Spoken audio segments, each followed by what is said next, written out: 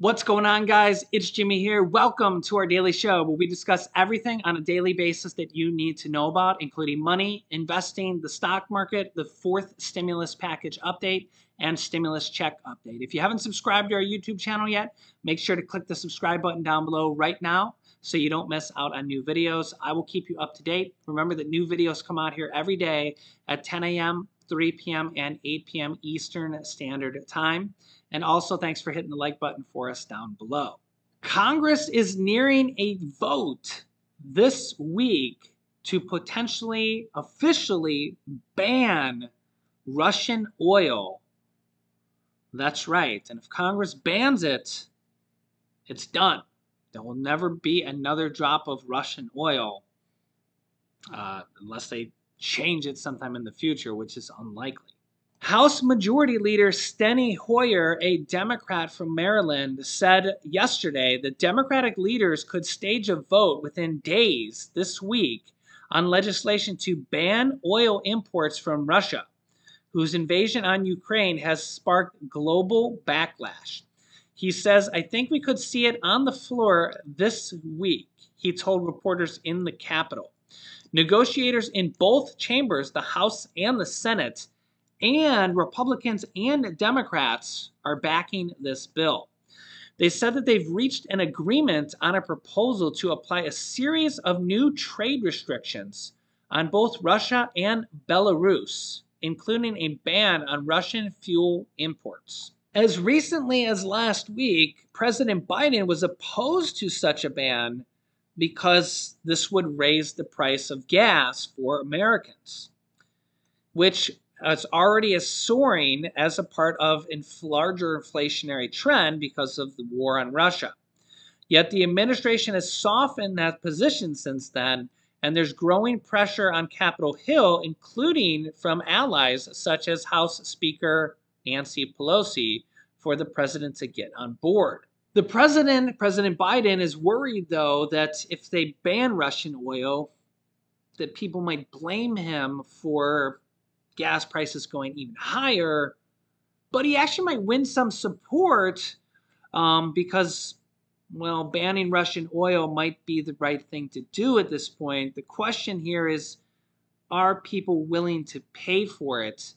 But the problem here is Russian President Putin has just largely become a monster in most people's eyes as they're just bombing innocent civilians. In fact, last night, you can see here, Russian aircraft bombed cities in eastern and central Ukraine overnight, Ukrainian officials said. Shelling pounded suburbs of the capital, Kyiv.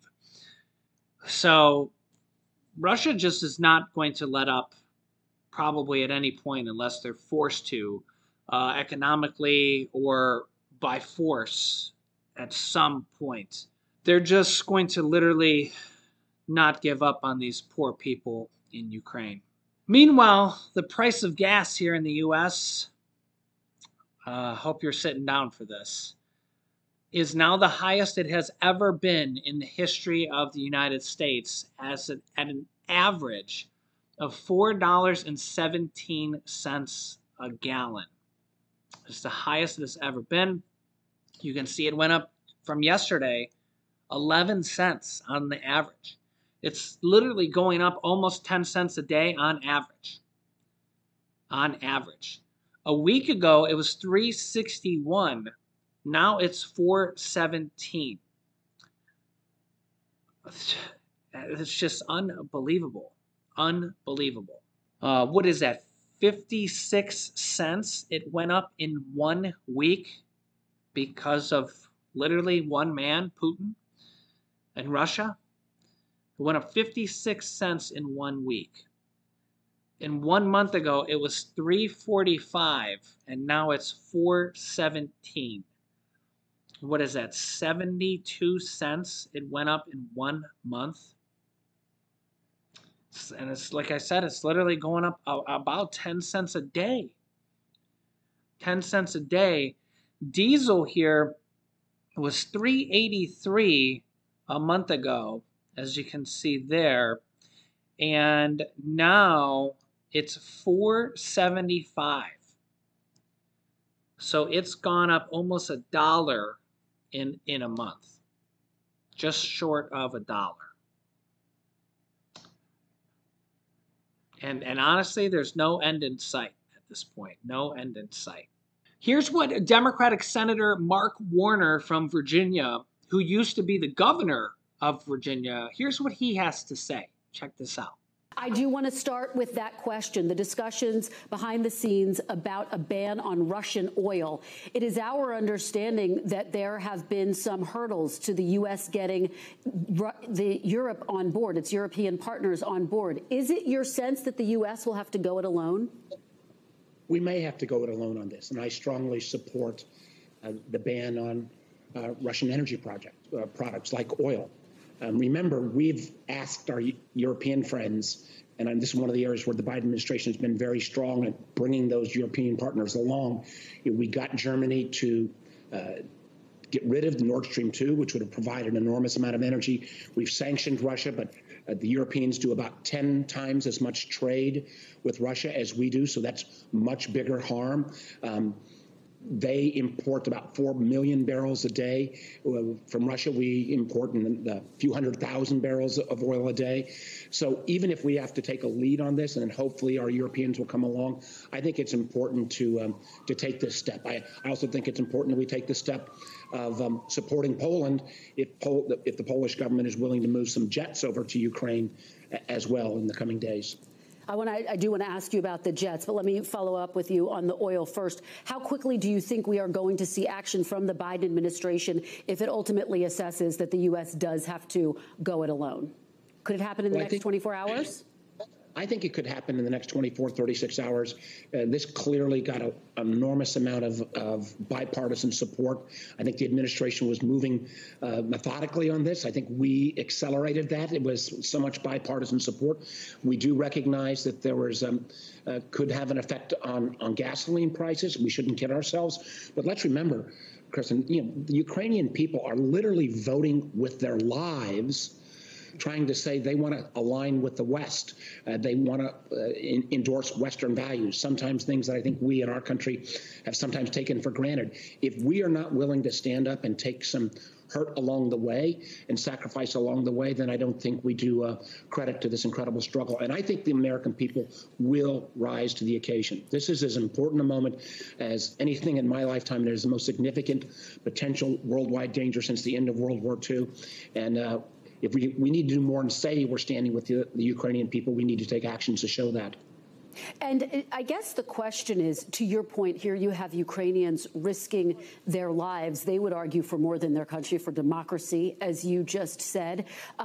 Has the White House, has Congress done enough to prepare Americans for the pain that they will feel at the pump? In some places, we're already seeing gas prices over $4, and it's anticipated it could get as high as $5, particularly if we cut off Russian oil. Are Americans prepared? I think that we all need to do a better job of explaining why Ukraine is important. I mean, I'm old enough, I grew up in the Cold War, and there was never a question that we wouldn't stand up to the Soviet Union and the threat of communism. Younger people have been blessed since the fall of the Berlin Wall in 1989 to have 30-some-odd years of none of this kind of ideological and democracy versus authoritarianism. That threat is back up and alive. It's playing out real time in Ukraine. And I do think we need to make the point that Putin is a bully. He's an authoritarian autocrat. He will not stop at Ukraine. And if we really believe in our values, we need to stand with others like the Ukrainians who, as I said, are literally voting with their lives to try to embrace Western liberal democracy ideals. Senator, just to follow up with you on that point, does President Biden need to give a speech? I mean, it's obviously something he talked about in his State of the Union address, but does he need to give a speech in which he just lays out the price that Americans should expect to bear in order to play a part in defeating Putin? I think there is a need, and whether the president and all of us in Congress, if we believe this, and I believe it to my core, that this is a kind of an existential moment for the challenge between the values we espouse in liberal democracy a free press, right to vote, right to differ of opinions, versus someone who will shut down any opposition and has kind of an old-style authoritarian system that is the opposite of everything we believe in. And I think if we make that kind of appeal, Americans will be quicker to respond, so that we make that connection that this is not just a conflict that's happening halfway around the world, but this does, at the end of the day, affect each and every American. Senator, there's been so much focus on the possibility of a diplomatic off-ramp, and hopes for that have just faded by the day and by the minute. Is this a war, a conflict that can end with Putin still in power? I hope so. I don't think we can, Putin still has enormous control in Russia. You've seen literally thousands and thousands of protesters. How does it happen, though, if he won't stop the shelling, if he won't even allow for a ceasefire for civilians to get out of the country? You have asked the million-dollar question. Putin has been so isolated. He's set such unobtainable goals in terms of saying, Ukraine has to demilitarize, has to give up its territorial claims to Crimea, a host of things he knew were not reasonable. My hope is that some of the behind-the-scenes efforts of the Israeli prime minister, I know the French president, I'd like to get a little better sense on how those conversations are going. But we have been concerned literally for months that Putin is box himself in such a corner. Is there a diplomatic off-ramp? And at the end of the day, though, we have to keep the pressure on, because this is not a guy that's going to respond to, goodwill gestures simply because of moral values. I want to ask you about government funding.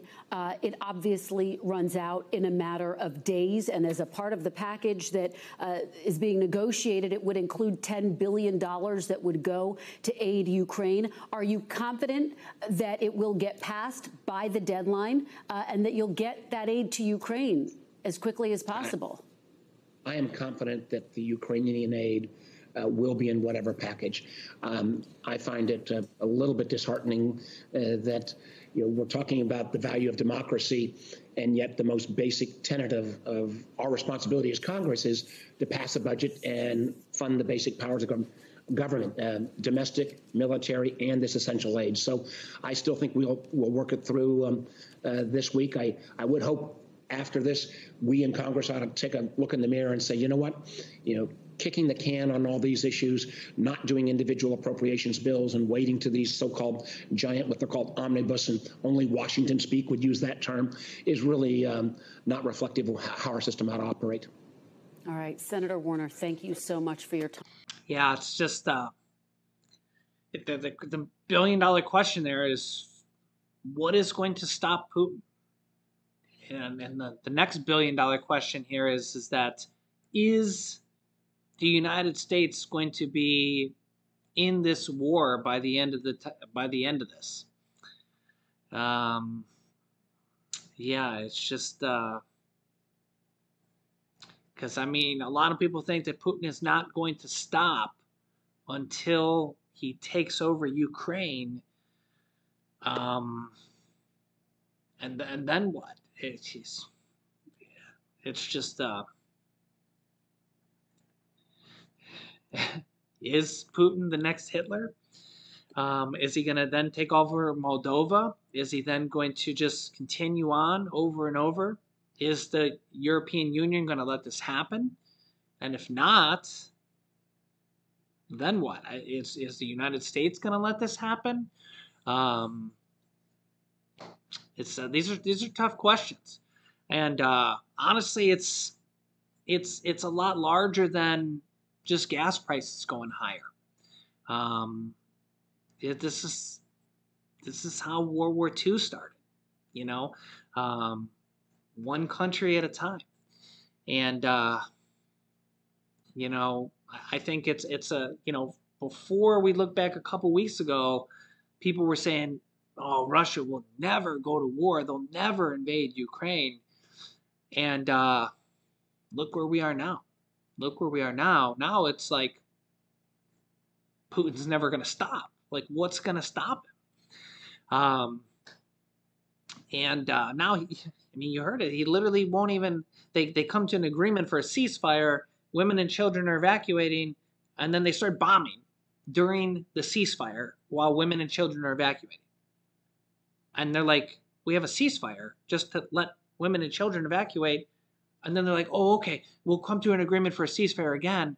Then the next day they have a ceasefire again, and Russia, they do it again. They start bombing again, shelling again during the next ceasefire.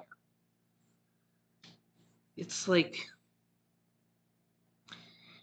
the worst stuff you can ever think of, and it's just like, how can you let this stuff go on?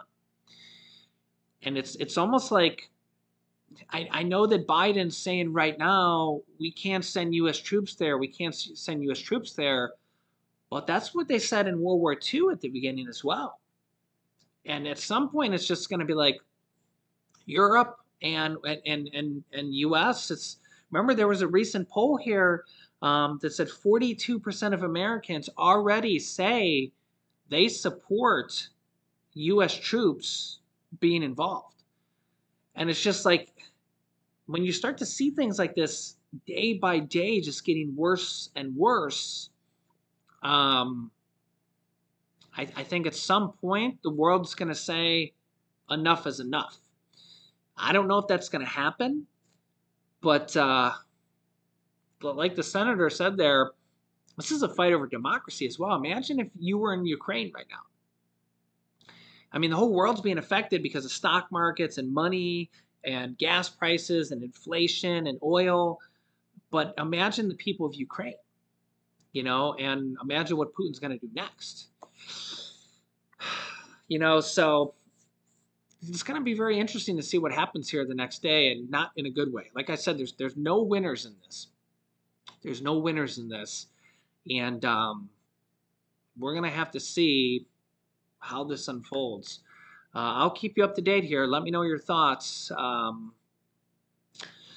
Yeah, so make sure to subscribe to our YouTube channel down below if you haven't yet. It's completely free to do so. New videos come out here every day at 10 a.m., 3 p.m., and 8 p.m. Eastern Standard Time. I'll keep you up to date with everything going on here in our country. The government has a government funding deal they have to pass by the end of this week, or else we're going to see a government shutdown. They have to pass a bill on that. And then we have so much going on here with Russia and Ukraine. It's affecting us all here at home. The price of oil, the price of gas, the price of inflation, the price of groceries. And remember, then we also have all the other things like the child tax credits haven't been passed. We have stimulus money that really needs to go out to millions of Americans, and even more so now because of inflation and the price of gas. And hopefully Congress will see that and say, wow, we really have a lot of Americans hurting now financially as well. So I'll keep you up to date here with everything. So make sure to subscribe down below so you don't miss out on new videos. Remember that new videos come out here every day at 10 a.m., 3 p.m., and 8 p.m. Eastern Standard Time. You can click here to watch my newest video next, and you can click here to see how there is a new $600 stimulus check that's going to be going out here for a lot of people. And I'll keep you up to date here with everything. So click on one of those videos next. Thanks for watching, guys, and I'll see you in the next video.